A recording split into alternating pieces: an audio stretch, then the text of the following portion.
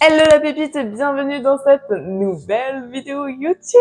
J'espère que tu vas bien et aujourd'hui on va se retrouver pour parler de Noël. Je sais ça arrive à grands pas, j'aurais même dû mettre la fameuse chanson de Mariah Carey. Parce qu'on l'entend pas assez, évidemment.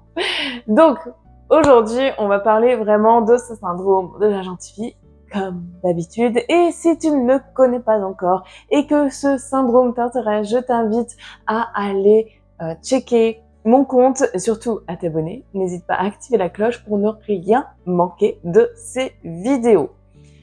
J'aide les femmes forcément à sortir de ce syndrome de la gentille fille. Moi, je m'appelle Claire et je suis coach, neurocoach dans ce syndrome de la gentille fille. Je pense que c'est bon, on a fait le tour, on a bien posé le cadre, on peut y aller.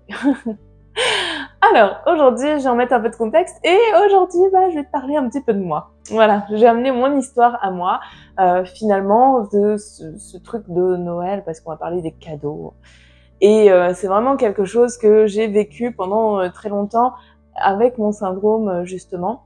Et je me dis, oui, en fait, je pense que ça parle à énormément de personnes aujourd'hui qui souffrent de ce syndrome et qui vont peut-être se reconnaître comme toi dans ce qui va suivre. Donc, je vais reposer le contexte. Ensuite, je vais te parler de ce syndrome et pourquoi finalement on en vient à là lorsque l'on reçoit des cadeaux ou que l'on en donne.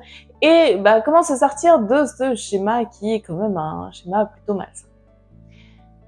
Le contexte, le voici.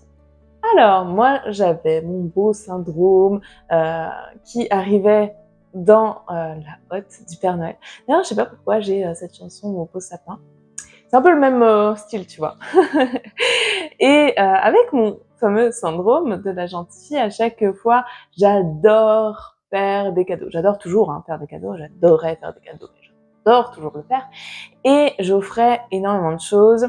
Je mettais énormément de valeur dans ces cadeaux-là, à chercher, trouver la pépite qui fera que la personne sera juste enthousiaste à l'idée de recevoir ce cadeau.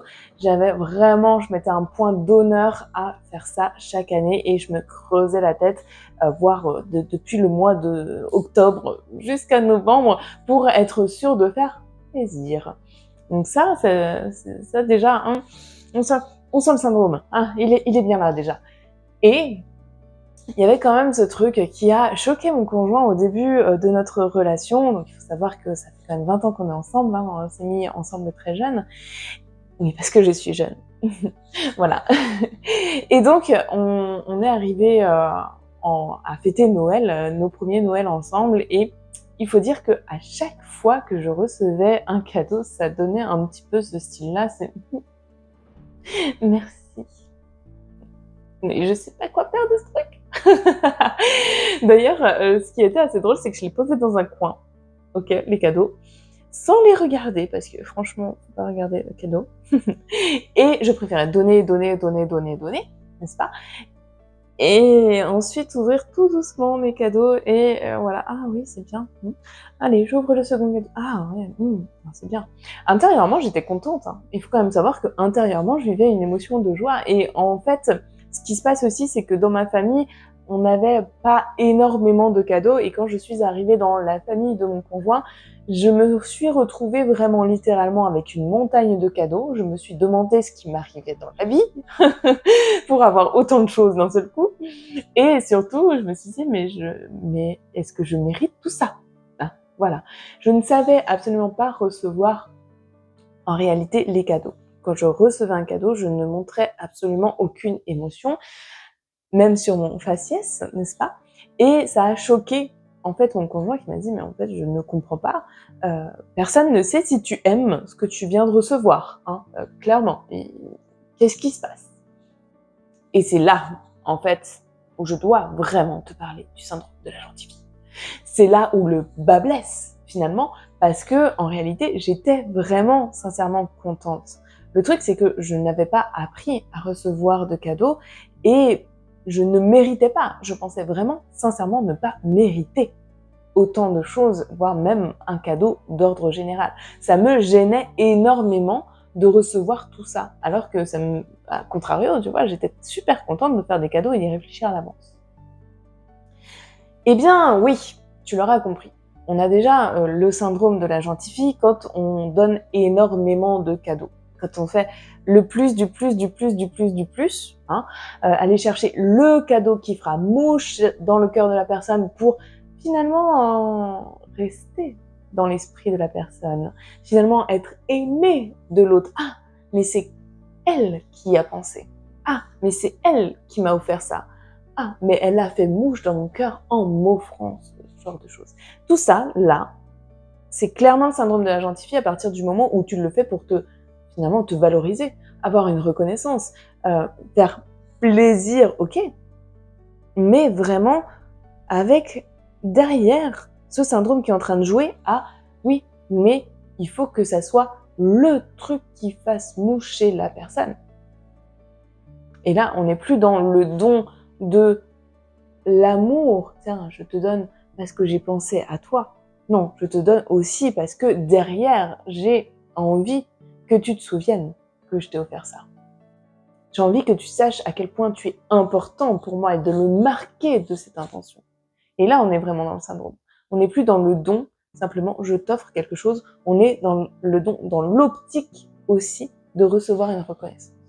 Donc ça, c'est une première chose dont je voulais te parler aujourd'hui par rapport au syndrome de la gentille fille. Deuxième chose, parce que voilà, il y en aurait quand même plusieurs. La deuxième chose, c'est forcément le fait de recevoir un cadeau et de penser ne pas mériter. Avoir cette notion de mérite derrière le cadeau, c'est-à-dire que il y a vraiment ce côté de est-ce que je mérite vraiment? Est-ce que véritablement c'est normal que je reçoive ça? Là, tout de suite, est-ce que j'ai fait quelque chose qui mérite en retour un cadeau? Est-ce que je mérite l'attention des personnes? Et pourquoi cette attention est focalisée sur moi d'un seul coup? C'est-à-dire que la personne regarde aussi le fait que tu ouvres ce cadeau, l'impression que tu vas avoir, l'émotion que tu vas avoir en ouvrant ce cadeau. Est-ce qu'elle va être contente? Et toi, tu te dis, je sais plus comment gérer les choses là, à ce moment-là. Parce que tu ne voulais pas cette attention. Tu ne veux pas que l'attention soit tournée sur toi, tu veux que l'attention soit tournée sur les cadeaux que tu es en train d'offrir. Et bien finalement, tu te rends compte que les autres aussi, ils aiment voir ta réaction. Parce qu'ils y ont porté une certaine attention. Et ça, c'est très difficile pour une personne qui souffre du syndrome de la gentille fille. Parce que finalement, elle s'est tue pendant tellement d'années, elle a enfermé ses émotions à l'intérieur d'elle-même durant tellement de temps qu'aujourd'hui, recevoir quelque chose, c'est une notion de mérite, de valeur, c'est ce qu'on va voir après, mais en tout cas, est-ce qu'elle mérite vraiment d'avoir ce cadeau? D'ailleurs, je t'invite, si jamais tu ressens ça et que tu te dis « Ah mon Dieu, c'est pas possible, je veux pas, en gros, foirer mon Noël encore une fois, ou je veux vraiment avoir une émotion et avoir un retour », je t'invite à prendre une Frambi-Pension qui est juste sous cette vidéo pour vraiment t'accompagner là-dedans. La troisième chose dont je voulais te parler, finalement, c'est la notion de valeur. Ok, la valeur. Je sais pas si tu as déjà eu ce truc de, tu offres un cadeau et tu sais la valeur que tu y as mis. Dans le sens, soit argent, hein, vu qu'il y a des personnes qui s'attardent beaucoup à la valeur monétaire, mais en termes de temps, en termes d'émotion, en termes de pas mal de choses que tu vas regrouper derrière, ça vaut énormément parce que je me suis intéressée vraiment à ce cadeau et du coup, je sais que j'ai pris énormément de temps. Imaginons maintenant que tu reçoives toi-même un cadeau et que ce cadeau, c'est genre une serviette de toilette. c'est genre un gel de douche, vraiment quelque chose où tu te dis mais la personne, mais quoi, je pue? Est-ce que ça veut dire que je dois penser à moi, à me laver? Ce genre de réflexion, tu sais. Et là, tu mets une valeur, en fait. Tu dis, la personne ne me connaît pas. Elle ne connaît pas mes goûts finalement, ça veut dire qu'elle ne s'intéresse pas à moi, ça veut dire que vraiment je suis petite, ça veut dire vraiment que je suis nulle, ça veut vraiment dire que je suis inutile.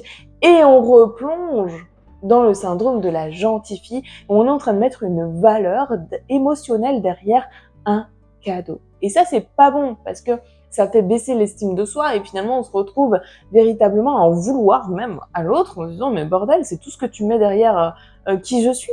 C'est ça que je vaux pour toi. Alors que pas du tout.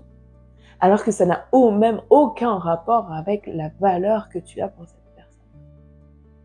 Ok, bon, on a parlé du syndrome, et c'est bien aussi, tu le sais, j'adore partager avec toi des tips et astuces. Aujourd'hui, ce que je veux pour toi, c'est que finalement, tu arrives avec cet équilibre entre donner et recevoir. Ok, parce que tu vois qu'il y a un gros déséquilibre. C'est tu donnes et tu reçois très peu. Ok. Et en plus de ça, tu te charges émotionnellement sur ce que tu as reçu. Et ça, c'est pas bon. Donc on va essayer d'équilibrer quand même les choses aujourd'hui pour que tu arrives dans un Noël plutôt serein, où tu as le plaisir d'offrir, c'est clair, mais tu as aussi le plaisir de recevoir, et ça, c'est cool.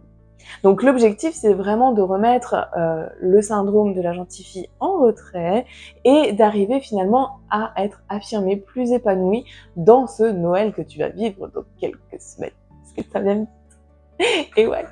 Donc, la première chose que je te dirais de faire déjà, c'est de voir le cadeau pour ce qu'il est. C'est-à-dire qu'un cadeau, c'est un présent, tu sais, c'est vraiment quelque chose que l'on offre avec le cœur, parce qu'on a pensé à la personne, parce que la personne est là et parce qu'on veut lui offrir quelque chose.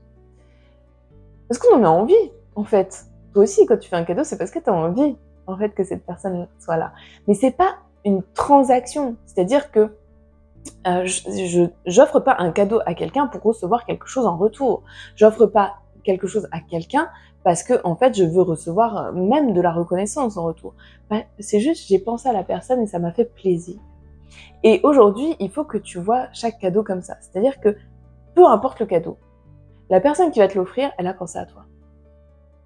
Et c'est déjà génial en soi. C'est-à-dire que finalement, elle a mis une intention derrière qui est quand même une intention d'amour. Un cadeau, c'est un acte d'amour bienveillant. Et c'est tout. Tout ce que tu y mets derrière, c'est ton mental, c'est ton cerveau qui te fait croire certaines choses et qu'il est bon de déconstruire. Encore une fois, je t'invite à prendre ta Formipotion qui est juste en dessous de cette vidéo. On pourra travailler sur tous les schémas neuronaux que tu as mis en place par rapport à ça. La deuxième chose, c'est d'éprouver de la gratitude finalement. Peu importe le cadeau, c'est vraiment de s'entraîner dans son quotidien et éprouver de la gratitude. En fait, ce que je remarque beaucoup, c'est chez les personnes souffrant du syndrome de la gentille fille, c'est cette forme de rigidité en fait que l'on peut émettre, alors qu'au fond, finalement, on a beaucoup d'émotions, même des émotions positives. Et c'est s'entraîner avant de recevoir à Noël, c'est de recevoir dans son quotidien toutes les petites choses, toutes les petits actes d'amour que l'on peut avoir. Ça peut être un sourire, ça peut être un câlin, ça peut être une phrase de son conjoint, mais qui sont de l'ordre du cadeau. Chaque jour, finalement, tu vas t'apercevoir que tu reçois déjà des cadeaux et que tu peux les prendre avec gratitude. C'est aussi s'entraîner à recevoir l'émotion. C'est-à-dire que, rappelle-toi, quand tu as reçu des cadeaux et que tu étais contente, ok, quelle expression tu veux émettre à ce moment-là? Et c'est s'entraîner à avoir cette expression. Ne serait-ce qu'un sourire. Exprimer la gratitude envers quelqu'un. Je te remercie. Ça me fait plaisir. Ça me touche vraiment. Et rien que ça, tu vas voir que tu vas enregistrer de nouveaux chemins neuronaux dans ton cerveau et que tu vas pouvoir les ressortir avec beaucoup plus de facilité au moment où tu vas recevoir un cadeau de Noël. Et c'est là où, sincèrement, tu vas arriver à te reprogrammer, à exprimer une émotion de joie et de gratitude. La dernière chose, c'est effectivement de redéfinir le plaisir d'offrir. Forcément. On l'a dit un petit peu dans la première chose, mais c'est ok, qu'est-ce que j'ai programmé derrière le fait de donner un cadeau ou d'en recevoir un? Et finalement, qu'est-ce que j'ai envie de penser et de croire maintenant par rapport à ce cadeau que je vais recevoir ou donner demain? Et rien que ça, mine de rien, eh bien ça va faire son œuvre dans ton cerveau. Le fait de pointer du doigt quelque chose, d'en avoir conscience et de se dire bah tiens, comment j'ai envie de voir les choses aujourd'hui? Comment j'ai envie d'envisager l'avenir? Et finalement, bah oui, peut-être que j'ai envie de lâcher prise sur beaucoup de schémas et d'en mettre de nouveaux dans mon cerveau qui vont me faire du bien et me permettre de me sentir totalement en équilibre. Bien sûr, tu le sais. Aujourd'hui, si tu as besoin d'un coup de main, si tu sens que c'est vraiment trop lourd, c'est-à-dire comme moi à l'époque, où dès que je recevais un cadeau, j'étais vraiment dans ma rigidité et je n'arrivais pas à éprouver sincèrement cette gratitude, eh bien, tu vas devoir reprogrammer sincèrement ton cerveau. Il travaillait pour recevoir, mais aussi te sentir bien dans ton quotidien. Parce que, comme tu l'as vu aujourd'hui, c'est-à-dire que c'est pas juste un cadeau de Noël, c'est tous les petits riens du quotidien qui font énormément pour toi et qui te sont offerts sincèrement. C'est-à-dire que plus tu travailles là-dessus, et finalement, plus tu te reprogrammes au bonheur. Et c'est ce que je te souhaite de vivre aujourd'hui. Prends ta Frambi Potion et on se retrouve la semaine prochaine pour une nouvelle vidéo. À plus.